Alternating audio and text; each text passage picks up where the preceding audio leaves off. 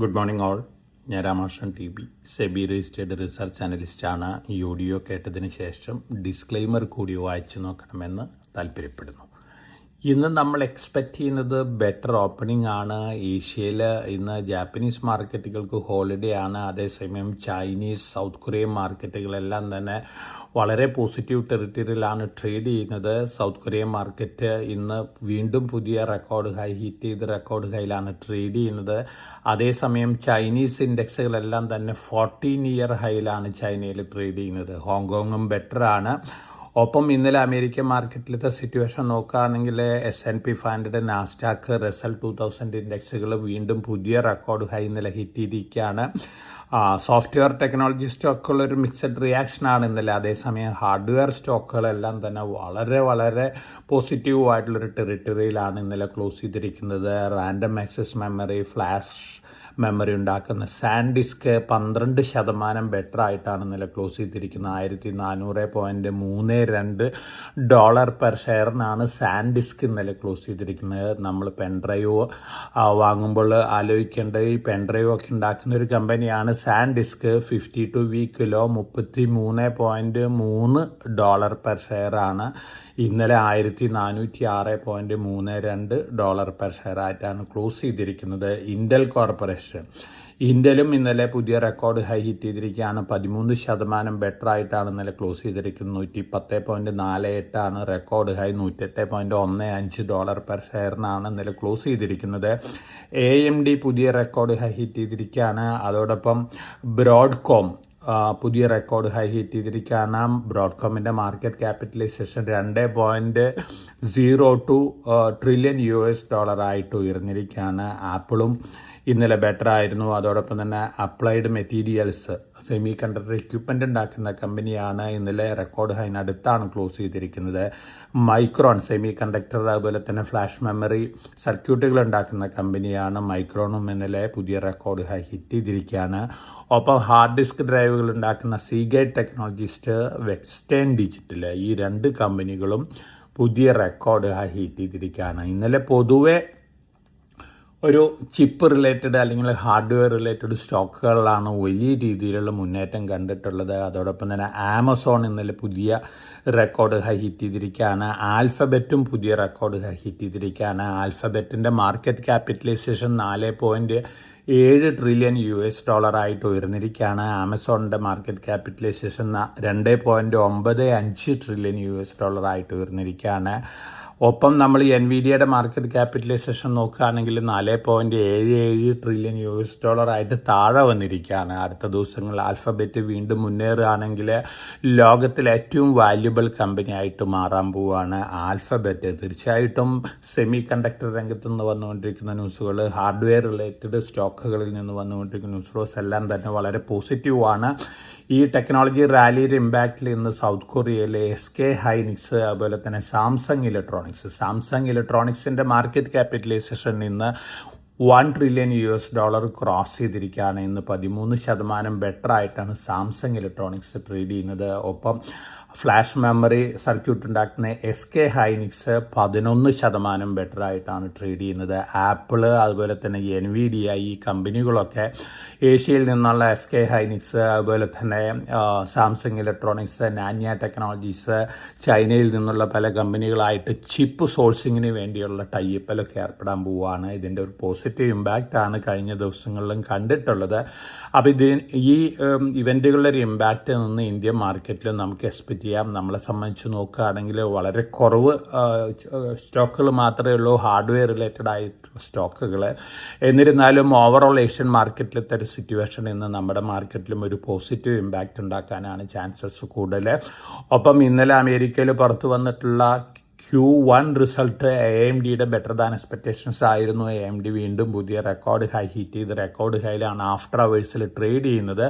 ഗൂഗിളും പുതിയ record high hit ചെയ്ത് record ഹൈയിലാണ് ആഫ്റ്റർ അവേഴ്സിൽ ട്രേഡ് ചെയ്യുന്നത്. നമ്മളെ സംബന്ധിച്ച് നോക്കുകയാണെങ്കിൽ Q4 റിസൾട്ടുകൾ വന്നുകൊണ്ടിരിക്കുന്നതെല്ലാം തന്നെ മെജോറിറ്റി ബെറ്റർ ദാൻ എക്സ്പെക്ടേഷൻസ് ആണ്. അതിൻ്റെ ഒരു പോസിറ്റീവ് ഇമ്പാക്റ്റ് ഇന്നലെ തന്നെ ആ സ്റ്റോക്കുകളിലൊക്കെ കണ്ടിരുന്നു. ഇന്നും അത്തരത്തിലുള്ളൊരു പോസിറ്റീവ് ഇമ്പാക്റ്റ് ആണ് നമ്മൾ Q4 റിലേറ്റഡ് റിസൾട്ട് ബേസിൽ എക്സ്പെക്ട് ഓപ്പറേറ്റ് ചെയ്യുന്നത്.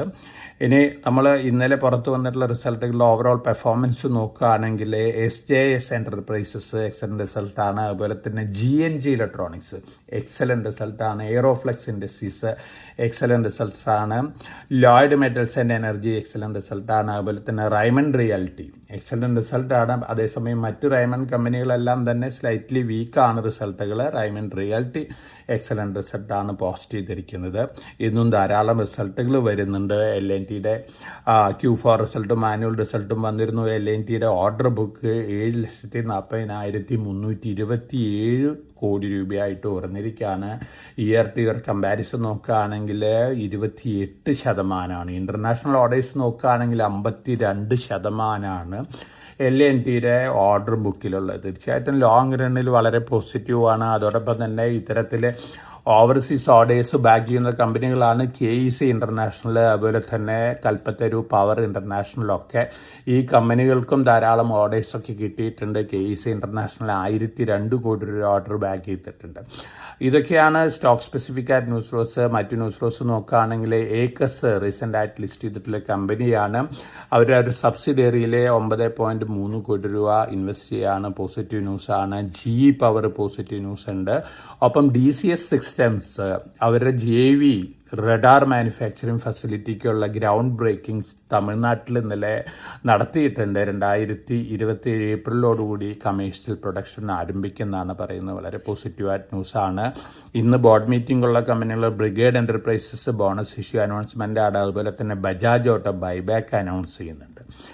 ഇന്ന് മോർണിംഗിലത്തെ മറ്റു ന്യൂസ് ഫ്ലോസ് നോക്കുകയാണെങ്കിൽ ഭാരത് ഇലക്ട്രോണിക്സ് 1,251 കോടി രൂപ ഓർഡർ ഇന്നലെ ബാഗ് ചെയ്തിരുന്നു. അതിൻ്റെ ഒരു പോസിറ്റീവ് ഇമ്പാക്ട് ഇന്നലെ കണ്ടിട്ടുണ്ട്. റഡാർ ഡിറ്റക്ടർ ടെക്നോളജി പ്രൊഡക്റ്റുകൾക്ക് വേണ്ടിയാണ്. ആർമിയിൽ നിന്നാണ്, പോസിറ്റീവാണ്. അതുപോലെ തന്നെ ബൊണ്ടാഡ എഞ്ചിനീയറിംഗിന്റെ ഗൈഡൻസ് എക്സലന്റ് ആണ്. Vodafone Idea KM Birla, Kumaramangalam Birla non executive ചെയർമാനായിട്ട് ചാർജ് എടുത്തിരിക്കുകയാണ്. വോഡാഫോണിനെ സംബന്ധിച്ച് AGR ഡ്യൂസ് സംബന്ധിച്ച ന്യൂസ് ഫ്ലോസ് എല്ലാം തന്നെ വളരെ പോസിറ്റീവാണ്. അതിന്റെ ഒരു ഇമ്പാക്റ്റും കൂടി സ്റ്റോക്ക് പ്രൈസിലൊക്കെ ഇന്നലെ കണ്ടിട്ടുണ്ട്. കുമാരമംഗലം ബിർള ചാർജ് എടുക്കുന്നത് തീർച്ചയായിട്ടും ഈ കമ്പനിനെ സംബന്ധിച്ച് വളരെ പോസിറ്റീവായിട്ടുള്ള ന്യൂസ് തന്നെയാണ്.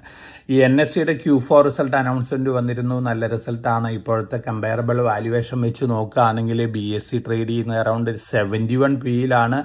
നമ്മൾ ഈ റിസൾട്ട് ഒന്ന് കൺവേർട്ട് ചെയ്യുകയാണെങ്കിൽ ആ 71 PE അപ്ലൈ ചെയ്യുകയാണെങ്കിൽ NSEയുടെ സ്റ്റോക്ക് പ്രൈസ് 3,000-3,200 ലെവലൊക്കെ കോട്ട് ചെയ്യണം.